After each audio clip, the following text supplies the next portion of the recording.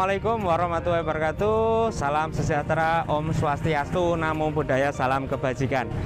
Halo teman-teman, sahabat Modul Nusantara. Hari ini kita akan melakukan kunjungan virtual tour ke Masjid Menara Kudus. Seperti yang ada di belakang saya ini, kita sedang di sini. Saya ditemani oleh Mas Ferry, ya, Kak Ferry di sini sebagai mentor.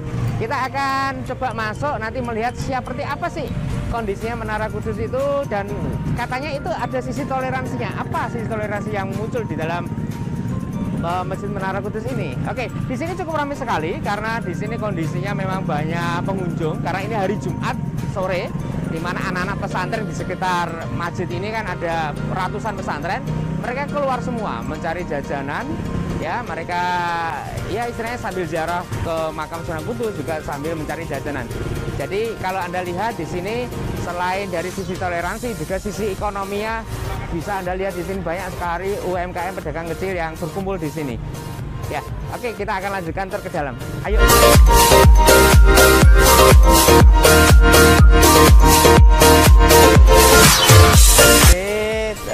Sahabat Modul Nusantara, ini kita lihat di sini, ini adalah bangunan menara di samping sebuah masjid, ya. Menara ini dulunya dibangun sebelum masjid ini berdiri. Jadi menara ini sudah ada duluan, dan menara ini memang sisa dari istilahnya masa kejayaan dari Hindu, ya.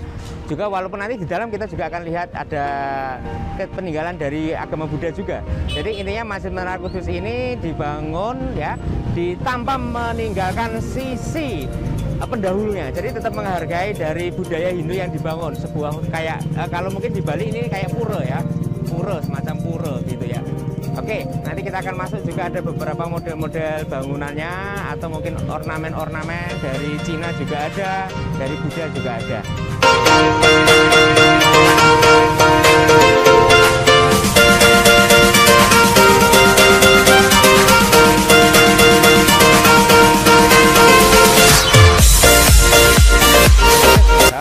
Sahabat Modul Nusantara, kita lihat masuk ke dalam masjidnya dulu.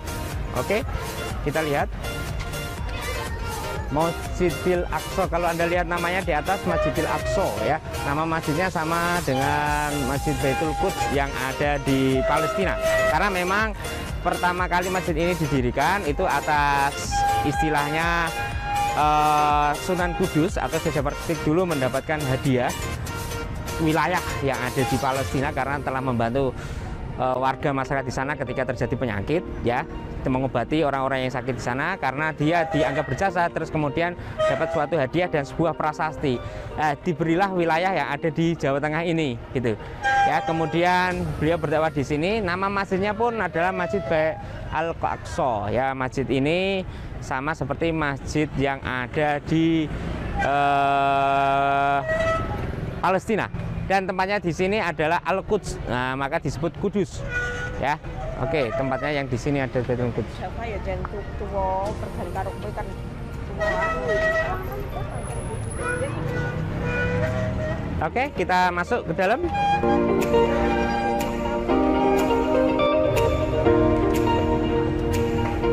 Oke, sahabat Modul Nusantara, kita akan masuk ke Masjid Menara Kudus, ya. Di sini kita disambut dengan sebuah gapura dengan ornamen kayak pura kuno, ya. Gapura ini adalah peninggalan dari gapura Hindu, ya. Sebenarnya ada dua buah gapura di sini. Nah, kalau di konsepnya kayak agama Hindu atau mungkin agama lain, ya, bahasanya ini adalah semacam orang sebelum masuk ke tempat beribadah harus melewati satu gerbang ini dulu, kemudian nanti ada gapura lagi di dalamnya. Jadi seperti penyucian diri, ya, penyucian diri. Kalau dalam mungkin semacam Anda nonton kuil Yunani itu, ya, ada level-levelnya itu, ya, dewa apa dewa, jadi kayak semacam level-levelisasi, ya. Artinya di sini untuk penyucian diri masuk lagi ke gerbang dengan dikonsep tetap mempertahankan ornamen dari agama Hindu. Diharapkan strategi dakwahnya itu dengan toleransi. Artinya orang Hindu juga boleh masuk sebenarnya, gitu. Karena ini seperti pura, gitu. Nggak hanya buat orang Islam saja. Oke, kita coba masuk, ya, lebih mendekat.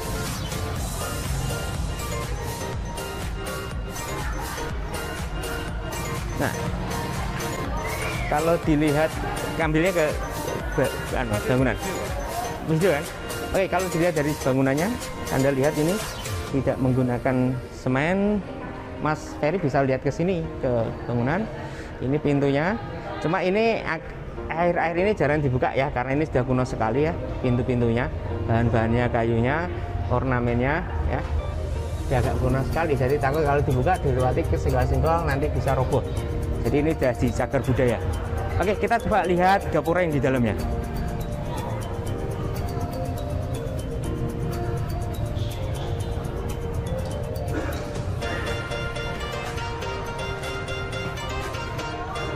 Oke, ini dari sisi dalamnya. Untuk yang gapura yang paling luar, kita akan coba tanya nanti gapura ini namanya apa dengan juru bicara ya, dengan Mas Denny. Nanti akan ada waktunya dengan Mas Denny. Ini gapura apa lebih jelasnya. Oke, kita masuk ke masjidnya. Oke, saya kelihatan apa gelap? Oke, sahabat Modul Nusantara, kita sudah masuk ke bagian dalam masjid. Di sini kita melihat gapura yang lebih kecil, pintu gerbang ini ya. Tadi kan di sana adalah level 1 ya. Di sana semacam itu, gerbang sana terus kemudian ini lurus ya. Dari sana terus masuk lagi, ini gerbang kedua. Ornamennya Anda lihat ya, ornamen kuno semua. Ya, ini sebuah gambar apa ini? Ini sebuah bunga, ini bunga. Konsepnya pakai bunga. Ya, di sini ada pintu kayunya dengan ornamen yang sudah sangat kuno sekali. Ya, kebetulan saya nggak begitu ahli ornamen, ini jenisnya apa gitu. Ya, jadi konsepnya adalah sebelum memasuki ke puncak titik utama masjid itu harus melewati beberapa gerbang dulu. Nah, ini kita belum tahu sejarahnya apakah memang itu sebagai penyucian atau bagaimana. Besok kita akan tanya lebih detail dengan jubirnya ya, dengan humasnya dari masjid yang lebih menjelaskan lebih detailnya. Oke, kalau dari sisi dalamnya,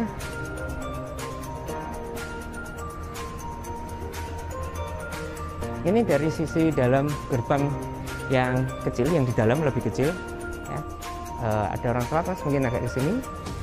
Nah, ini yang lebih kecil, ornamennya ini agak berbeda kayak yang bahannya. Ini sudah pemugaran, kayaknya ini masih yang asli nih. Kalau yang di luar kayaknya sudah beberapa pemugaran. Kalau pemugaran kelihatan batanya agak kuning coklat yang baru, kalau ini batanya sudah agak kuno sekali. Ini dulu kayaknya nggak pakai semen, kayak pakai telur ya, putih telur untuk menempelkan antar bangunan. Nah, di sini ini sisi dalamnya masjid. Kalau Anda lihat sisi dalamnya masjid, bangunannya sangat kuno. Di puncak titik tengahnya ditopang dengan 4 tiang atau 4 tokoh. Ini hampir model-model masjid di Jawa itu hampir seperti ini ya, 4 tiang. Nah, ini filosofinya apa nanti kita akan tanya lagi dengan juru bicara yang jelas. Kalau di bagian depan ya, ini sudah pemugaran beberapa kali ya. Kalau yang aslinya, yang masih terlihat asli dan memang dari pertama kali berdiri adalah ini. Anda lihat, ini ada bendera ya, sudah rusak, kelihatan Mas Ferry ya. Bendera ini adalah bendera zamannya Sunan Kudus itu membangun masjid dan berdakwah Islam di wilayah Kudus. Jadi benderanya udah sangat rapuh, jadi kalau kita senggol nanti takut dia akan rontok, jadi kita cukup lihat saja. Karena Sunan Kudus itu wilayah Kudus ada di bawah kerajaan Demak. Nah, jadi dulu istilahnya kayak semacam provinsi atau mungkin kabupaten ya, kademangan dari wilayah Demak. Oke, terus kemudian di sini ada ornamen juga di atas imam. Ada tulisan yang kecil, ornamen suatu prasasti dari batu. Disitulah yang menceritakan bahwa masjid ini berdiri kapan, terus tanggal berapa, tahun berapa, terus namanya apa lah. Itu ada informasi, nanti ada informasi ya. Nanti nyambi dari YouTube. Oke, ini bangunannya, dan di sebelah masjid ini kalau kita lihat dari sini ya, sekilas akan kelihatan beberapa makam, banyak ya. Mungkin hampir sama di konsep beberapa tempat beribadah agama lain ya, tempat ibadah agama lain, samping tempat ibadah adalah makam ya. Mungkin itu salah satu konsep bahwa menjunjung sila pertama, ketuhanan yang Maha Esa. Jadi orang akan lebih khusyuk beribadah, orang akan lebih serius ibadahnya kepada Tuhannya jika dia melihat ujung dari kehidupan adalah kematian. Ketika dia melihat makam di situ, di dekat masjid atau di dekat mungkin pura ya, biasanya kan ada pura dan ada juga makam gitu. Itu dia akan langsung, oh bahwa saya hidup itu hanya sementara, saya hidup tidak lama dan saya akan kembali kepada Tuhan saya, sehingga kepada Tuhannya maka dia akan beribadah secara serius, secara khusyuk kepada Tuhannya. Ya, itu filosofi dari saya ya. Ya, nanti nggak ada di buku itu. Tapi intinya unik ya. Kita lihat keunikan di sini. Saya rasa di setiap kota juga pasti ada keunikan-keunikan. Cuma tinggal bagaimana masyarakat itu menjaga keunikan yang ada di wilayah masing-masing, menjaga cagar budaya, menjaga sebuah heritage yang sudah kita punyai gitu loh. Agar anak cucu kita tidak lupa terhadap jati dirinya ya. Mungkin ada beberapa kota semuanya yang hampir semua cagar budaya sudah dibongkar, sudah nggak ada ciri khasnya lagi lah, itu agak susah. Modern sih modern, tetap budaya harus dijaga. Oke, kita coba masuk ke area tempat wudhu ya. Oke Mas Ferry.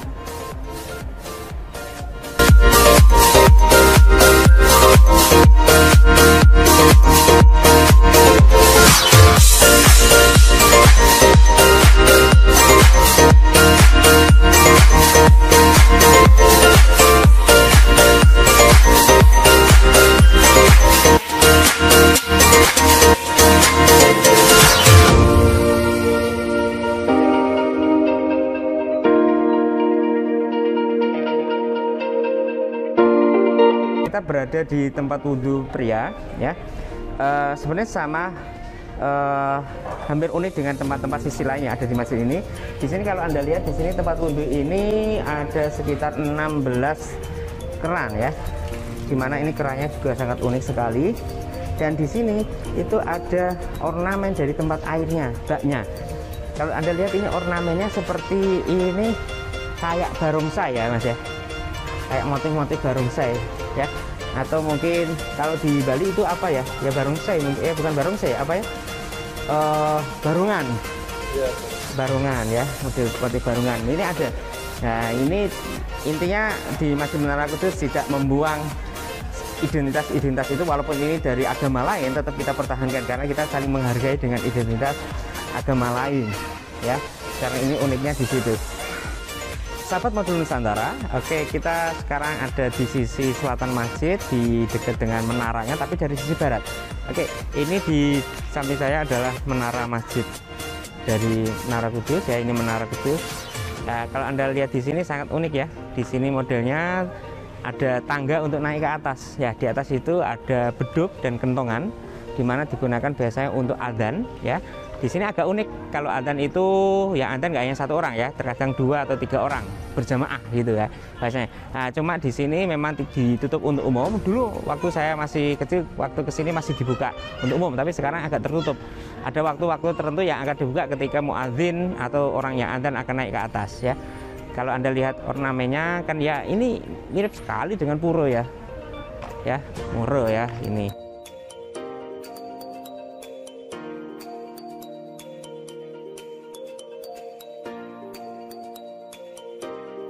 Oke, ini Mas Ferry di sini ya, masjidnya memang ini dijaga ya. Ini mungkin beberapa kali ada pemugaran. Kalau saya lihat beberapa batu bata yang sudah masih agak kuning mengkilap, masih bagus, itu berarti itu baru, bukan yang lama.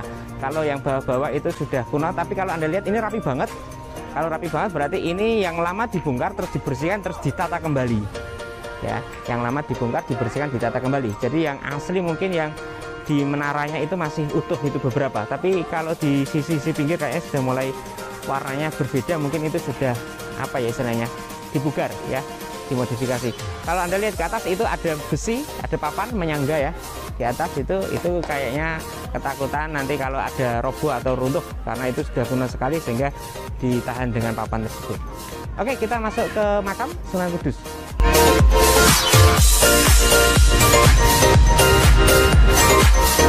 Oke teman-teman, tadi saya ceritakan bahwa selain ada masjid, ada tempat beribadah, tempat berkumpulnya orang mencari ilmu juga, ada makan di sini,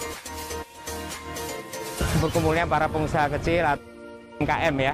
Ternyata itu salah satu Di Indonesia ketika ada tempat wisata, ketika ada tempat bersejarah, ada cagar budaya, di samping-sampingnya itu pasti ada usaha kecil yang ikut berkembang memanfaatkan cagar budaya itu untuk menjadi perekonomian kehidupan mereka. Oke, terima kasih. Kita coba masuk ke dalam lagi, oke.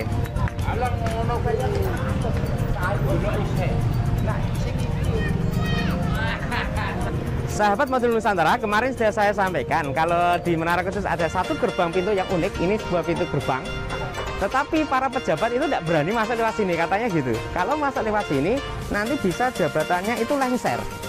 Ya ini nggak tahu mitos atau fakta, saya nggak tahu ya. Ada bupati kalau misalnya lewat sini nanti kemudian dia akan lengser, atau ada menteri lewat gerbang ini dia akan lengser dari jembatan. Nah, itu mitos atau tidak, kita coba tanya ya nanti dengan Mas Denny untuk lebih jelasnya apakah itu mitos atau bagaimana. Kalau menurut saya sih saya nggak tahu ya, belum pernah saya jadi pejabat negara gitu ya. Oke, ini adalah pintu samping jalan menuju makam. Ini sudah pemugaran berkali-kali. Karena waktu saya kecil dulu bangun ini masih kelihatan bata asli. Kalau ini sudah pemugaran, batanya sudah halus-halus, sudah mulai beberapa penggantian batu batanya.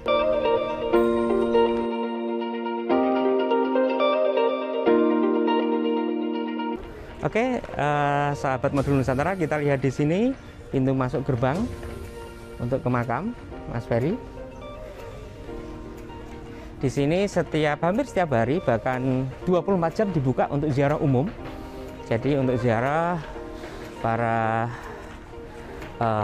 kaum muslimin, muslimat, dan tidak hanya muslim ya, kadang ada tamu dari asing. Saya pernah membawa beberapa mahasiswa asing untuk menuju ke Masjid Menara Kudus ini. Oke. Moga-moga kalian masuk.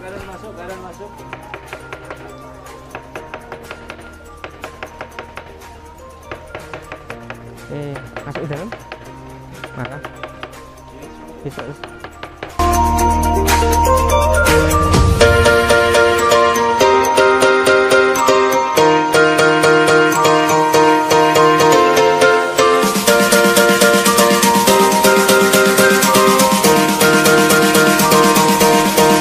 Sahabat Modul Nusantara, kita sudah masuk di dalam area makam Sunan Kudus.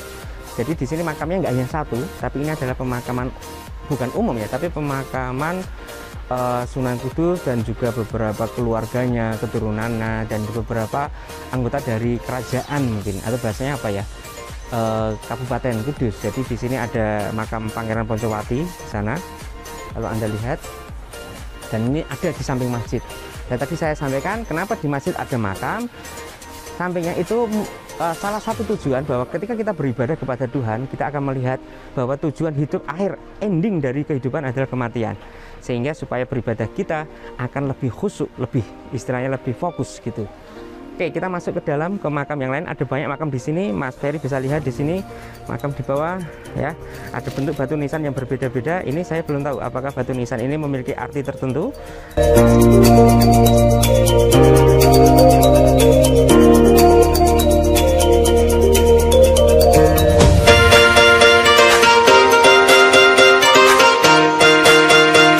Oke, sahabat Modul Nusantara, kita masuk ke area yang agak lebih dalam. Di sini lebih banyak batu nisannya, makamnya. Cuma kalau kita lihat beberapa sudah pemugaran. Ini sudah apa istilahnya diperbarui dengan batu bata yang terbaru. Kemudian kalau Anda lihat memang ada beberapa makam-makam yang sangat unik bentuk model batu nisannya, bahkan ukurannya. Ya, ini akan kita coba tanya ke Mas Denny. Kalau Anda lihat yang di samping saya ini ukurannya sangat besar sekali. Ya, apakah dia kalau dalam cerita Mataram, Majapahit mungkin Gajah Mada, jadi orang yang gede banget makamnya terus gede, atau bagaimana? Ini kok makamnya besar sekali dan panjang, lebih normal. Nah, kalau di sini kita lihat ada beberapa jenis nisan makam yang berbeda-beda dan ada tahunnya, ya itu tahun 1722 ya, jadi agak lama. Kita coba masuk ke dalam.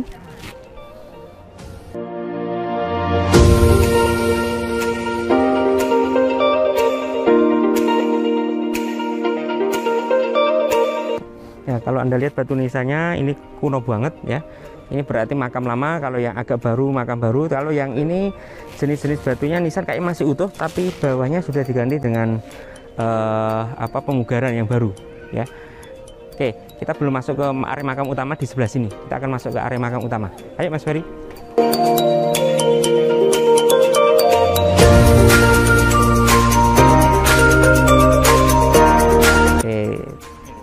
Sahabat Modul Nusantara, Anda tadi lihat ya di sebelah pintu Mas Ferry, tadi banyak yang mungkin bisa disut lagi di sebelah pintu Mas.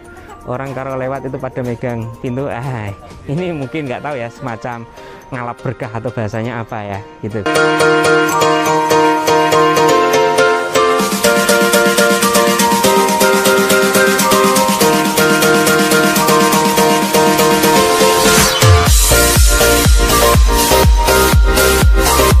Sahabat Modul Nusantara, kita sudah berada di area makam utama. Kalau Anda lihat yang kain putih itu adalah makam utama dari Sunan Kudus ya. Di sini bangunan-bangunannya masih model limasan kuno gitu ya. Banyak makam di sini ya. Kalau di sana itu makam Sunan Kudus, terus di luar kotaknya itu yang ada kainnya itu ada makam-makam dari keluarga kerabat-kerabat beliau ya, kerabat-kerabat beliau, mantu, cucu dan lainnya dan para pejabat-pejabat ya, jenderal atau pangeran-pangeran yang ada di sana.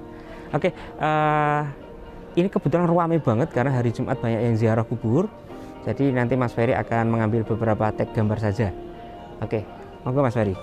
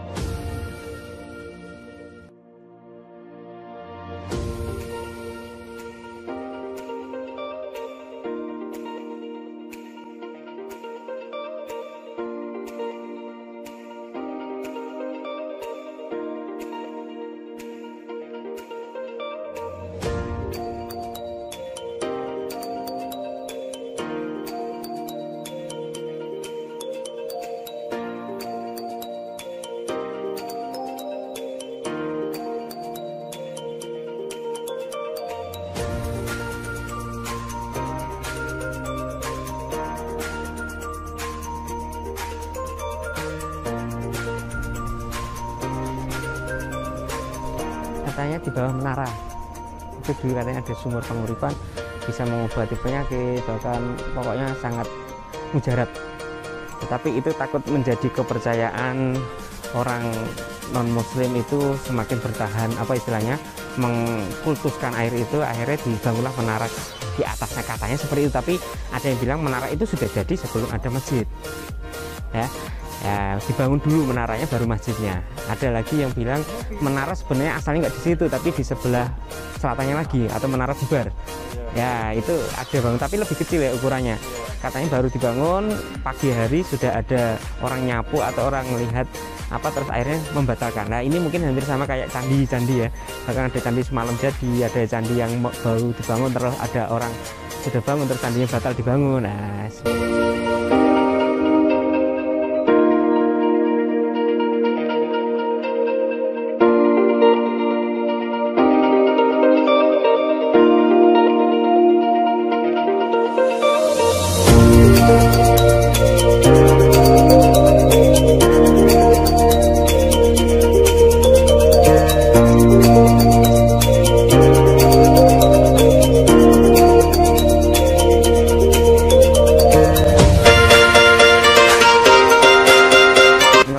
Oke, sahabat Modul Nusantara, ini kita sudah dari makam ya.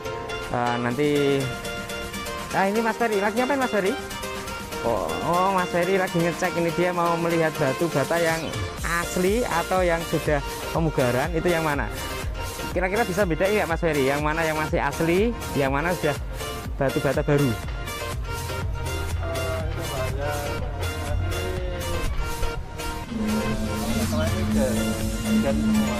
Ganti semua ya. Kalau lihat memang udah rapi ini, udah rapi. Kalau yang asli biasanya sudah tompel-tompel. Gitu. Kita coba cari yang batu umurnya lebih tua dari kita ya. Batu bata yang umurnya lebih tua dari kita, ada nggak ya? Oh, ini bangunannya semuanya. Oh, udah ini udah rapi semua, ini udah pemugaran semua, ini nggak ada yang asli ini. Coba kita lihat dari samping menaranya Mas, mungkin ada yang masih asli. Itu ya, itu sudah asli semua juga itu Mas. Oke, kayaknya sudah banyak yang sudah dibongkar ya. Oke. Mas Ferry biar nampang dulu Mas Ferry ini ya. Mas Ferry. Kita di sini sore hari guys ya, teman-teman sahabat Modul Nusantara, sore hari suasana enak adem. Ya, habis ini kita coba akan kemana lagi ya? Oke ya, kita lihat dulu. Oke. Sahabat Modul Nusantara, ini kita berada di luar masjid Menara Kudus ya. Kita pas suasananya mau maghrib ya, senja. Kalau lihat jamnya 5:30 sore ya. Suasananya sangat bagus, ramai sekali orang ngambil gambar karena pas sore seperti inilah itu pas bagus-bagusnya. Senjanya dapat ya. Ini sayang mataharinya nggak begitu cerah sinarnya. Kalau sinarnya cerah, ada sinar oranye di langit akan lebih bagus ya. Nah, ini tadi yang saya ceritakan, pintu gerbang yang dihindari para pejabat. Benar apa tidaknya itu mitos satu faktanya. Oke ya, jadi pejabat itu takut untuk masuk ke dalam gerbang ini. Katanya kalau masuk ke gerbang ini nanti jabatannya bisa lengser atau turun dari jabatannya. Sahabat Modul Nusantara, ini kita berada di Masjid Menara Kudus, yang mana Anda sudah tahu kalau ini pusat ibadahnya orang teman-teman kita yang beragama Muslim. Namun dari Masjid Menara ini ada sekitar 50-60an meter kita akan melihat sebuah kelenteng tempat peribadatan orang Konghucu. Kita akan jalan ke sana Mas Ferry, ayo. Jadi nah, di samping perjalanan menuju ke sana, kanan kirinya di sini ada pedagang makanan khas Kudus yaitu jenang ya. Anda lihat banget, banyak banget pedagang jenang ya. Ya, ada kurma juga. Kerajinan masyarakat sekitar.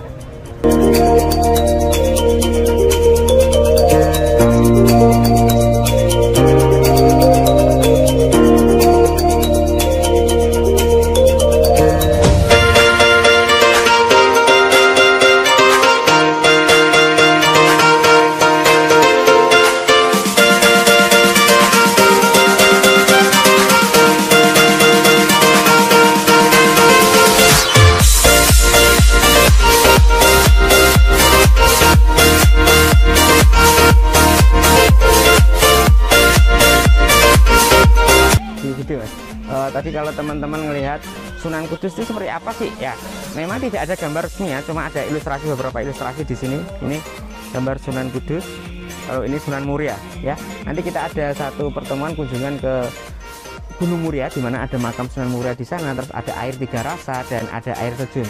Dan nanti kita akan jadwalkan untuk konten pertemuan berikutnya. Jadi ini para istilahnya foto Sunan Kudus, Sunan Muria. Ini bukan foto ya, tapi ilustrasi. Seperti ini gitu ya, ilustrasinya ya. Mungkin ada pernah yang bermimpi terus ketemu terus diilustrasikan, mungkin seperti itu. Oke, kita lanjut.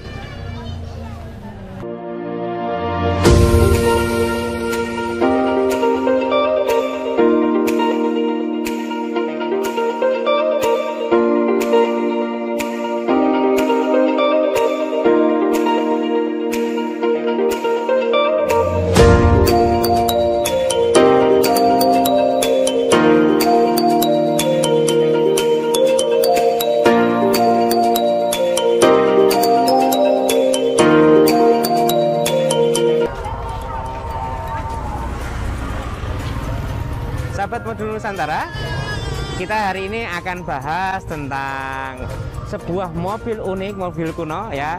Kita akan bahas pernak-perniknya tentang mobil otomotif ini. Oke Mas Ferry, kita apa Mas Ferry? Oh iya, sorry kita Modul Nusantara ya, bukan channel otomotif. Oke, ini mobil ini berada di depan dari suatu kelenteng. Anda lihat kelentengnya Mas Ferry. Oke, kita coba masuk ke sana Mas Ferry.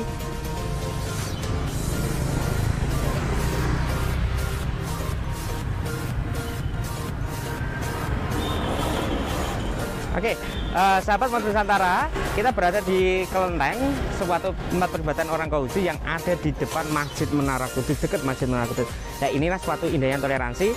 Kita akan kupas nanti materi tentang kelenteng lebih lanjut lagi. Oke.